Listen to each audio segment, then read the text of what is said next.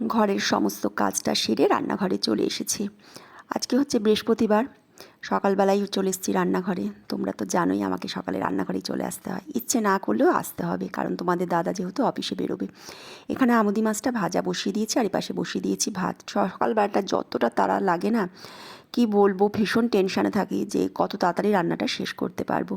কারণ আমি রান্না তাড়াতাড়ি শেষ করতে পারলে তবেই তোমাদের দাদাকে একটু টিফিনটা দিয়ে দিতে পারবো। আর তা নাহলে বাইরের উল্টোপাল্টা খাওয়া, বুঝতেই তো পারছো, বাইরের খাওয়া তো খাওয়া ভালো নয়। আর এখানে পালং শাকটা করবো, পালং শাকটা ধুয়ে যে অন্য দিন যেমন আমি একটুখানি আগের দিন গুছিয়ে রেখে দিই শাকটা করলে, আজকে না কালকে আগের দিন সেটা করে রাখতে পারিনি, তার জন্যই একটু তাড়া আরও বেশি লেগেছে। এখানে মাছের চচ্চড়িটা বসিয়ে দিয়েছি।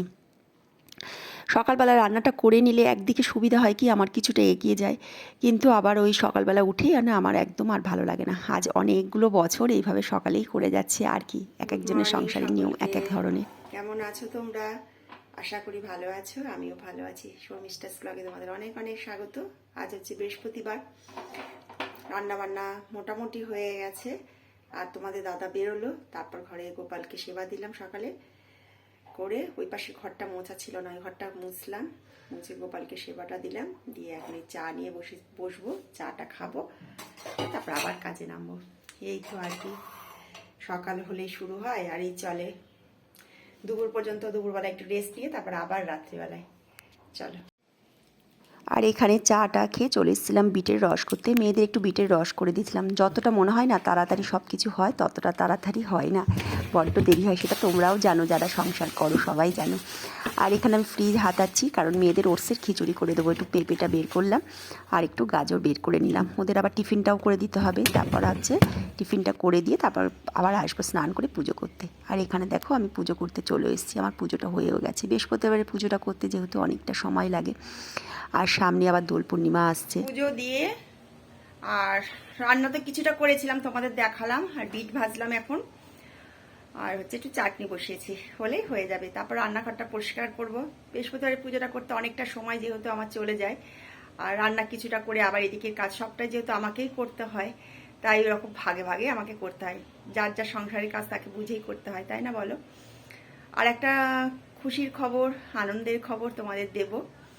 সেটা হলো আমার দুই মেয়েরই আশীর্বাদ, এনগেজমেন্ট আর রেজিস্ট্রি হবে আলাদা আলাদা ডেটে। সেটা তোমরা সবটাই জানতে পারবে, সবটাই তোমাদের সাথে শেয়ার করবো, দেখাবো।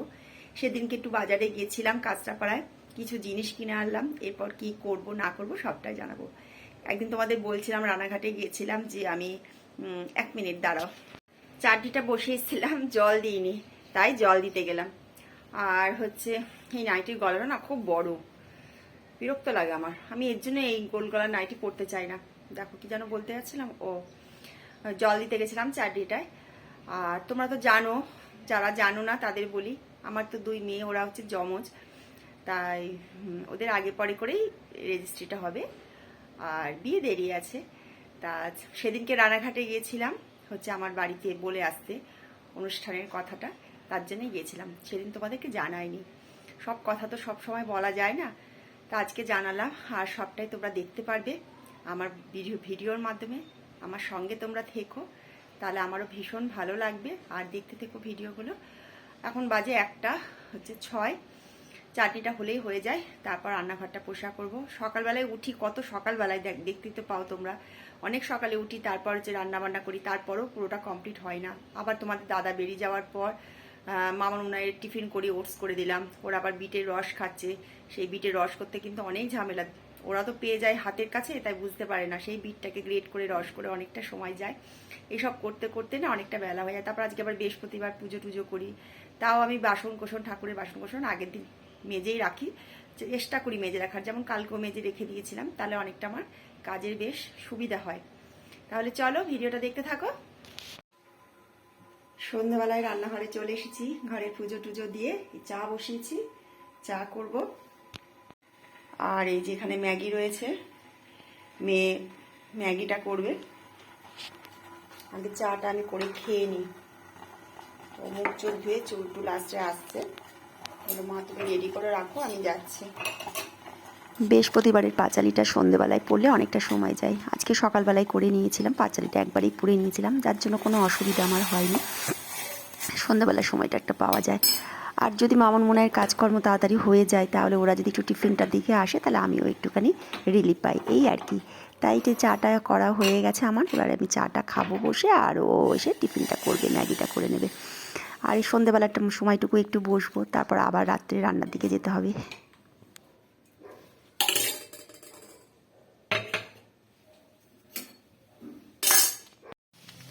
আর এখানে হচ্ছে মামুন ম্যাগিটা করছে, তা এ হয়েও গেছে ওর, একটু মশলাটা দিয়ে এবার নামিয়ে ফেলবে ম্যাগিটা। এই যে মেয়ে এখানে ম্যাগি করে এনে দিয়েছে, এবার খাচ্ছি। এই যে ম্যাগিটা খেয়ে একটু বসি, তারপর রাত্রে আবার খাবারে যেতে হবে।